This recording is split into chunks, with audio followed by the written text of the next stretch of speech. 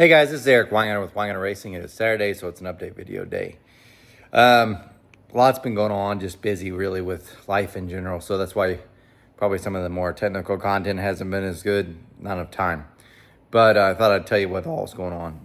The biggest thing is really that you need to, time-wise, need to be aware of is the small block Chevy Cam Challenge. There's still one spot available. Actually, I think there's two. Where if you send in a cam, you send your entry fee, you're in it. That cam challenge will take place in September, like the middle, like 14th, around that area. So second week or so. Anyway, that one, in case you don't know, it's a hydraulic roller, but it's also testing NA and then with 5 pounds of boost and 10 pounds of boost. It'll be a very interesting test and should be very enlightening. After that, hopefully in October, we'll be doing the LS cam test, and then I'm done. I'm out. So get in if you want to be in it. You definitely need to try to get involved. Speaking of which, if you donate to this small block Chevy Cam Challenge, which I'm going to put a link in the description. So in the description for this video, there'll be a link so you could donate to the small block Chevy Cam Challenge. But if you do, you get a chance to win a set of my CNC ported heads. They're my 232cc head. They're not my Dragon Slayers. They're the other ones. They fit more of the general market. The Dragon Slayers are typically for bigger engines. But anyway, you'll get entered in a chance to win a set of those assembled for a hydraulic roller. Speaking of which, also August 14th is the cutoff date for the pre-order for the small block Ford Cam Challenge book. So the actual print book, so you can see it. There'll be a link in the description too if you want to buy that. If you buy either that or the digital copy, you get entered in a chance to win Carson Kafer's camshaft that was used in the competition. So you might want to get into that. Both of those are interesting stuff.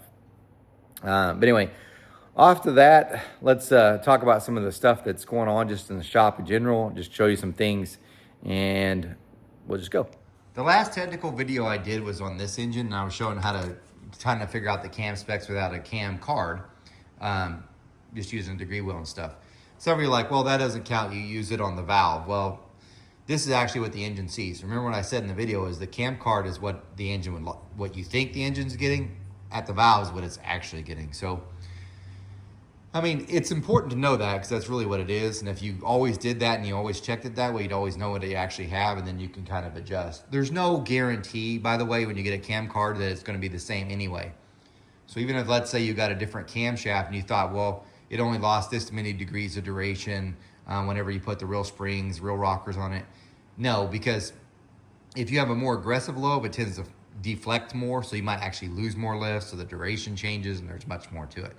But I wanted to tell you about that. So I understand where you're coming from that. Like, you get the actual valve movements. What I could have done if you actually wanted to see what the true cam card was, but I really was too lazy. What I could have done is just taken off the rockers using a long rod and then just measure right off the lifter. I chose not to do that, mostly because I'm lazy and it's a pain in the rear to me. So whenever I used to assemble engines, I don't do it anymore, I would always check it with the head off and check it that way. And then I would check it with the head on to see if it was dramatically different. Because you'd be surprised, and I didn't talk about it in the video, but the rocker ratio, so this was a 1.616. Not even all rockers are the same. So you might check, say, a T&D versus a Jessel, and even though it might say 1.6 ratio, when you actually check it with checking springs, the actual rocker ratio might be 1.65 or 1.68. And then you put on the real springs, and now it's down to 1.590 or 1.60 exactly. So it's so many variables. That's why I like to check it like this when it's all real springs, everything's there. But something to keep in mind. Anyway, the reason why I'm bringing this up though is, let me show you this intake that got sent in because I'm gonna try it on this. So one of the things that this engine didn't make as much power, but it does give us a chance to experiment. So this is a ported Holley 300-110. I'm gonna show you this other intake that got sent in that I'm gonna try putting on here, but I gotta take all this stuff off. So in other words, I gotta take off that fitting itself to pull this intake. And I think I also have to notch the other intake for that fitting. This is external water, in case you're wondering, or extra water. But anyway, I'm gonna take it off so I can test it with this other intake. Then I'll probably actually take off the heads and do some testing. But let me show you this intake. This is the Ironhide intake. It's a 2205-5. That actually sent me this one. This is a 4150 top, but they said this is really good for circle track use. However, you can't use it right out of the box. So a couple things just to be aware of. Those ports aren't even close to the same, and if you can tell by the deal here, you have to mill it to fit. So I'm gonna have to put it up on the heads, see how much I have to get to where I can get it to line up kind of correctly, mill this off, then do the port match. Now it's a totally different design. I haven't used it, but we'll see what happens. I'm not so certain about it. I mean, it looks really, really big. So I think maybe for a drag race use, it's probably better, but we'll see how this affects the circle track stuff. The guy says that they use them for circle tracks. We'll see. I just don't know, but I'm gonna try it regardless. So that's here to try on that. I have no idea when that's gonna make it on the dyno again. I am getting on the dyno, by the way, hopefully on Thursday, I'll be on the dyno at Dunsworth. So if you're a channel member, look for me to send you stuff. It's a big block Ford, actually, and I don't think it's going to do anything crazy, but it's just something interesting to show you guys. But I'm going to be on the dyno if I can get that, because that engine's just simply no parts changes, really. It's just break it in, get the timing where it needs to be, get the jetting where it needs to be, and off. Make sure everything's safe and everything's good. Off the dyno it goes. If, and this is a huge if I have time, I might try putting on that 427, that small block Ford that was used for the cam challenge, and switch to a different cam and try to actually tune the engine. So most of you think it was perfectly tuned whenever it was doing that. No, it was tuned safe, I should say. So I was light on timing, definitely rich on jetting, but I'm gonna play with it. I'm not sure which cam I'm gonna shove in, but if I get time, I'm gonna try to do that. That's a big question, is if the big block Ford gives no problems, maybe. If it gives problems, and everything's out the window. But that should be hopefully Thursday. This also came in. This is for the small block Chevy Cam Challenge. BAM is 100% a great company to deal with. I love their lifters. I try to sell them as with all my cams that I can. When you do solid rollers, I really like their stuff. BAM, just top-notch quality, and they're a great company to deal with. So, for instance, if you actually want technical questions answered about a lifter, they can actually do that. And they're really good about it. And they've got different levels of lifters as well. And they're pretty reasonably priced. I mean, lifters are expensive anyway, but they're not stupid high. So what these are, they're gonna be used for the small block Chevy Cam Challenge. These have a steel DLC bushing, which is great. Now they actually offer one with a bronze bushing. I try to avoid those, and that has nothing to do with BAM. But every time I've seen a lifter fail, the most common failures are not from needles to me, and I've sold needle bearing lifters. It's usually the bronze bushing, and not necessarily from BAM. Morel had a bunch that I had sold and failed. Isky not as much, but still seen some. So I'm so glad that everybody went to this steel DLC bushing. These I have never seen a failure, period. So let me kind of show you. These are what they look like. They're a nice lifter here. You can tell they've got an oiling system here, so you got a little pin here. They do not have the pin oil like Morel does, so you're not flooding the crankshaft, but that actually does oil down here where the bushing is, and it's great that way, and BAM's awesome. These, by the way, actually have an offset. You can see it on that lifter here. Let me fix my hand. See where that lifter cup is on this one? That's for the intake. Do you have to have it for the heads that I'm running? No, absolutely not. You could run an on-center like this one, the one on the left, but this actually straightens out the push rod, so it should make things better. These are pretty light at 219 grams for both of these. It's not bad. Morel has something similar to this called the Black Mamba, but BAM, 100% great, because I hit them up and they were really nice to deal with. Said, no problem, we'll send you out a set, and just show us some love. And well, I love your products anyway. I try to, whenever I sell solid roller lifters, typically I sell BAM. That's my #1 go-to. I don't have a problem with any of the rest. I used to do Iskies. Nothing wrong with the Iskies. Iskies are great too. I just wasn't direct with them, so I had to get them through a retailer. And those are good, no doubt. And then the Crowers, I've dealt with those, have been great as well. And I also used to sell Morel. I still do every now and then from time to time. Solids, not hydraulics. But BAM's really my go-to for solids. It just has been. They've got, in case you're wondering, these aren't cheap, by the way. This is a really good set of lifters. I think the retail on these are like $1,100. So pretty high. They do have a needle bearing one that's much cheaper. And again, I ran if you follow my channel, you'll know that my small block Chevy, the 406 dyno mule, that it ran a 904 lifter from BAM, but it had needle bearings in it, no problem whatsoever. And it had like 270 something dyno pulls on it. It's quite a bit. So I don't have a problem with the needles at all. These are just added insurance. In case you're wondering too, the S10 here, which is mine, inside here we have a set of DLC BAM lifters just like those, but they're 904. The little bit different diameter. Reason for the 842 on that one for the small block Chevy Cam Challenge, because initially I bought these one lifters that were supposed to, like a hydraulic tie bar that would pop out of the way so if you change cams easier. Well, it doesn't work with the 300 tall lifter boss, so I have to go to those. So anyway, point being is these are really nice lifters. I use them in this. Matter of fact, my 477 blower motor with the Root supercharger, it's a 904 DLC BAM. So really good stuff. This one I drive quite a bit. I think this engine has like, which is not a ton of miles. I should point this out compared to what some of you drive. But I think this engine has like 700 miles street, something like that. So not a ton, but enough. And this cam isn't necessarily, this is a comp cams. I spec this one, but this is a comp cams low shock stuff. It's still using it's a PAC 1225 spring. So it's got some pretty good rate and stuff on it, and everything seems to be okay. I don't want to jinx it, but really great stuff. But anyway, that does it for that. Let me show you some other stuff. Speaking of my Root Supercharged 477 big block, this is the heads that are now going to go on it. So I had a set of AFR 305 heads that I ported, and it torched. Sorry, it sounds horrible. It torched out through here, and yeah, it could be repaired and stuff, and I will repair it, but I thought I'll just switch stuff. These are a set of AFR 385 heads. This is where my rockers and stuff will work. But as you can tell, they're now O-ringed, and the chambers are softened. That's what you see here. I have now switched to a 50-degree valve job on both the intake and exhaust. I'm just going to blend in this intake valve job. I'm not going to worry about it. I do have titanium valves for the intake. I'm still running it on exhaust, but I am going to port the exhaust.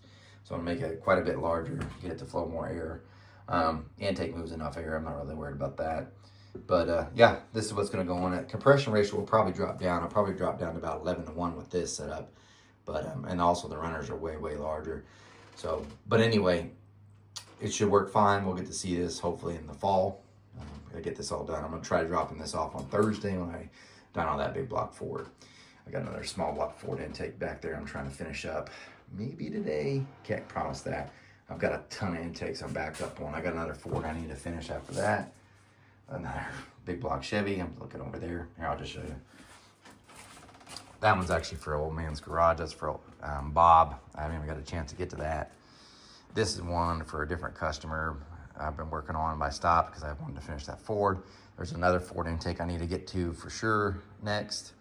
And then a set of heads, some trick flow high port heads for a Ford need to get done. There's tons of stuff. Just, I'm behind. And it's not from lack of time. Well, sort of. I grind as much as I can during the day, period. There's just not enough hours sometimes. And plus, I've been busy with my son and swimming, which we'll get to in a minute. On to the next thing. I'll leave off with this. So things have been so busy, and my son's going to college. So just to give you an idea, he's finished the senior year at high school. We, a couple weeks ago, we went down to Arkadelphia to Henderson State to do the freshman orientation. And he moves in August 16th. But he never stopped swimming. If you know anything about my son, swimming really doesn't end. You just have different seasons. So he'd been in a long course season, and this has been absolutely brutal. Like, I feel for him. He's been working so hard.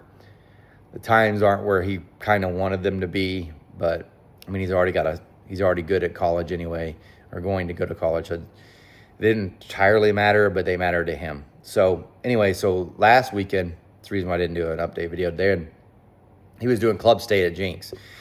So long course is doing the entire length of pool like you would see in the Olympics. It's 50 meters. It's a long ways. So he did all of his events, and he's just trying to beat his best times. So I thought things were looking good. So if you have a swimmer or someone that's running track, I bet you're in the same position, because you could think, man, they're doing fantastic. This is great. They should be super happy, and they are not. So just a prime example, on Friday, he had the 50 free, and he beat his best time. So I thought, ooh, he's going to be happy. And also in a relay, since he was a lead leg on the relay, he did 100, and that beat his best time he'd ever done on that either. So on that too. So I was like, he's got two PBs to start the whole meet. This is great. Nope. He gets home and he's pissed because it's not near as fast as he thought it should be. He's just horrible. He's mad at himself. Really, really bad. Couldn't talk to him. He wasn't talking to anybody. It was not good. Even though in my mind, it was like, you did fine.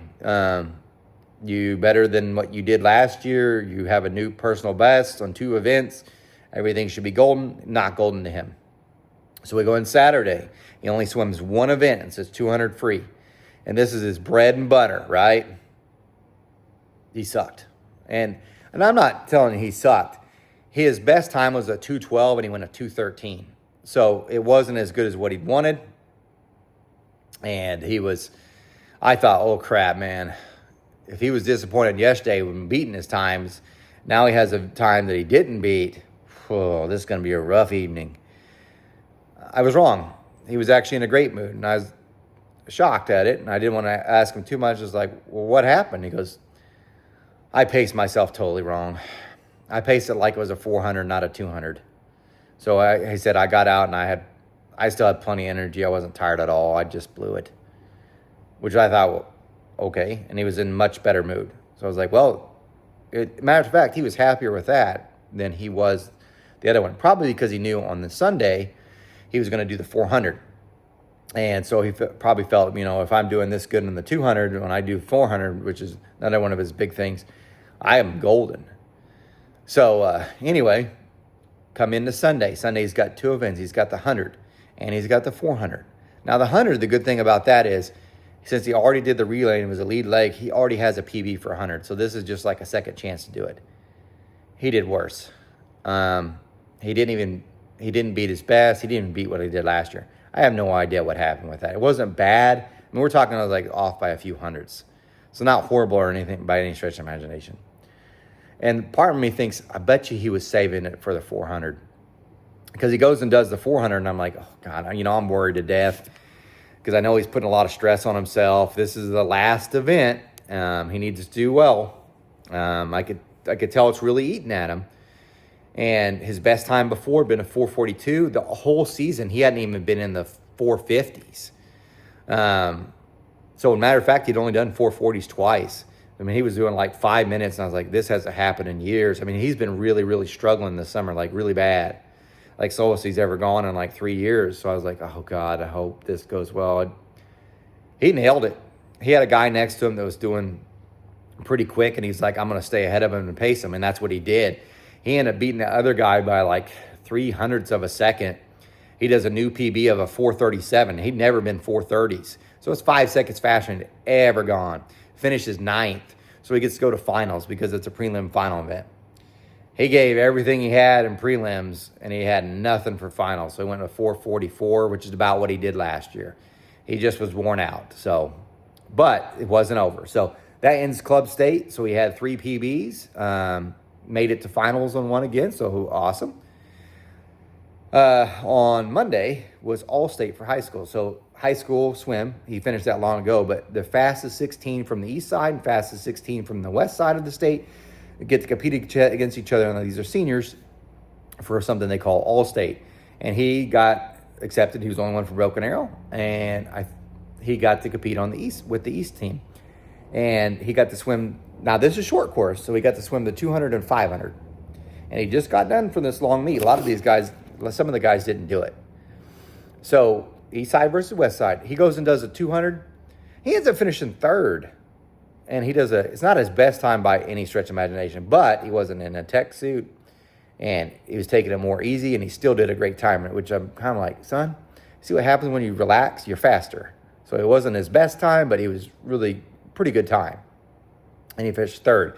And then he did the 500 and he finished 3rd. And it was, again, really probably his fastest time without a tech suit on, I would say, for sure. And I was like really impressed with that. And then east side, the boys came down to the final event, and he was in the relay for that. And he had to swim 100, and he was flying. And the east side won. Came down the last one, and the east side won, and he was on that team. So great. And that ends the last time he'll ever swim as a high school student. The next time he swims, he'll be in college. So that's been keeping me pretty busy, but I ain't missing it for the world. But the good news is he now has no swim practices. He had one on Tuesday, and now he's done. The next time he swims for any practice, it will be at Henderson State. So good news is now I have more time with my son so we can go do stuff. Because swim really does limiting him hit on that, because you got practice in the morning, then you got practice in the evening, and then he's tired. So there's just no time. We're also talking about weekends. It's just a lot, right? Everything adds up. So now I get more time with him, so I'm trying to take advantage because 16th is coming up. It's coming quick. And anyway, that's what's been I wouldn't say holding me up. I don't blame him for none of that. Just doesn't want to spend time with my son. See that banner back there? That was hanging in their the Broken Arrows High School, because I sponsored their team. They made a banner, and all the swimmers signed that thing too, but that was hanging in their swim area. Of course, they're not swimming there anymore because they're tearing down the building and getting they have to swim in a gym. But good thing Bishop's out of swim for high school, because I don't know how that's going to work this year, but that's pretty cool. Anyway, not as exciting as you want. I have no idea what I'm going to do for Monday's video, but I'll try to make it good. But look, if you're a channel member, look for hopefully I'll do a video on Thursday unless something goes wrong for whatever reason. There's anything can go wrong. So anyway, guys, thanks for watching. Remember, I'm no Superman. I did race Superboy. I don't pour cast iron heads. You guys take care.